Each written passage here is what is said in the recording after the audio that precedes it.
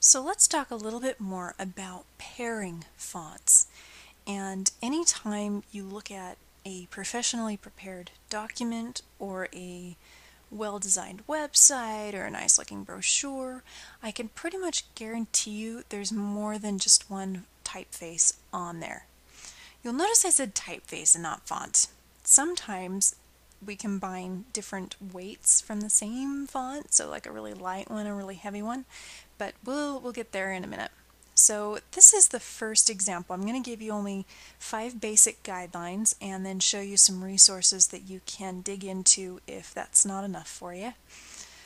The first guideline is the main rule of thumb would be to pick 2 fonts that contrast with one another and also serve the purpose of the logo or the design. So this one looks like it might be a fairly straightforward company, nothing too fancy going on.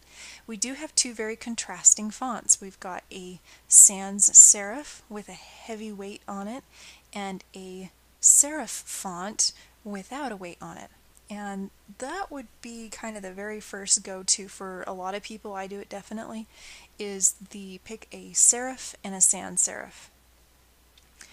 Another thing you kind of look for is that they not only just kind of look good together, but you can look for things like similar X heights or descender and ascender heights, ascender, descender, but we're not going to get into the fiddly stuff like that. So the next one would be that you can pair together heavy and light fonts. This is actually 2 faces of the same font called Ostrich. It's a fun one. I've used it for work quite a bit. And it's got a really hairline thin one and then a stroked one, and these work well together. And part of why they work well together is because they are the same font, so they have the same characteristics, the same curve quality, and things like the X height is the same, but the fun has got a little bit more of a playful look. It's colorful and it has this different font. So that's one way that we paired these fonts, is we made the contrast in the color and in the weight of the font. You definitely need to match the file of this you definitely need to match the style of the font to the tone of the project. So this one's fairly obvious. A+ student, a font picked that resembles somewhat a hand-lettered one, and then a fairly traditional serif-faced font that spells out student. Pair script font with either a serif or a sans serif font. This is something that's trending a little bit right now, is to take a serif, or not a serif, I'm sorry, the script font and pair it with a slab serif font. So the slab serif has rectangular feet versus something like this that has a curve going into the foot. These ones are rectangular. Now you'll notice I said trending. Kind of the last bit that I would really advise you to do for pairing fonts would be go find some inspiration somewhere. Look out there at what other people have done. On the website, I have listed you a whole bunch of resources. So I'm going to just pop through a couple of these and give you a quick go around and talk about some of the pairing that these folks have done, and we'll end up with kind of a mass take a looky look on Pinterest. So this first one, the 19 top fonts and 19 top combinations, this person has written a book on pairing fonts. It's sold a little further down here. I've actually picked this book up in a store and looked at it, and it was interesting, but where I didn't have immediate access to the fonts, it wasn't the most useful.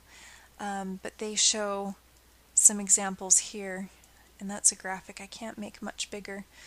So for example, using Helvetica Bold as a headline and Garamond as the what's called body copy. So anytime you've got paragraph, it's the body copy. Or kind of switching that around and doing a serif headline and a sans serif body copy, and so on down the line. So that's what this person did. This site's a little bit different. Use complementary moods is what this one suggests. And they've used 3 different fonts on here. Actually, it looks like 4.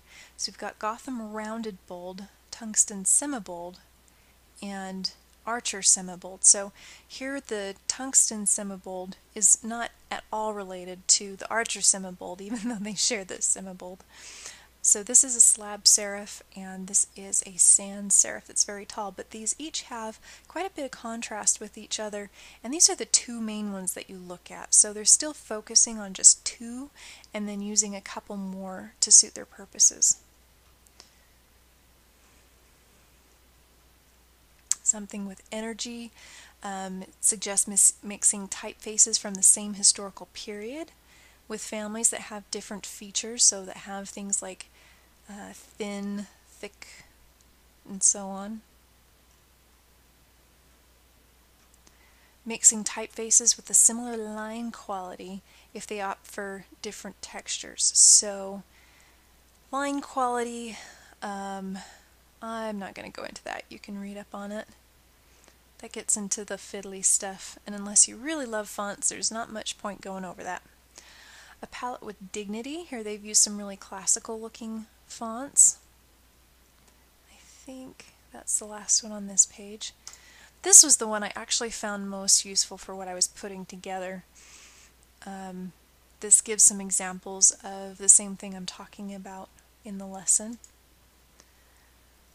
This one was kind of fun. They've paired up a bunch of different items and aren't that great at listing where they got them, but usually you can just Google a font and it should show up. 20 perfect font pairings is exactly what it says, and it uses more of the generally available fonts. And then kind of the new place people seem to go a lot is Pinterest. And I've seen this a lot in my job as a yearbook designer is kids will go look for Pinterest and choose the top three to five things that pop up. So if you look on Pinterest, just be aware, now it's going to do that. I actually do have an account, but I never use it. So there's a couple links to lists that other people have made that you can check out. And I wish you very good luck in your font pairing.